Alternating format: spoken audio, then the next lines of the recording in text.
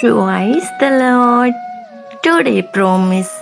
హెబ్రీయులకు రాసిన పత్రిక 12వ అధ్యాయం 2వ వచనం.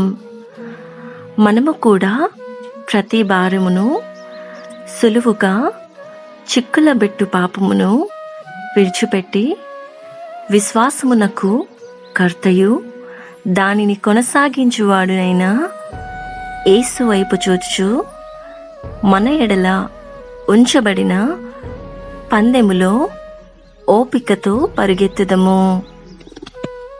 ఆయన తన ఎదుట ఉంచబడిన ఆనందము కొరకై అవమానమును నిర్లక్ష్యపెట్టి సిలువను సహించి దేవుని సింహాసనము యొక్క కుడి పార్శ్వమున ఆసీనుడయ్యున్నాడు.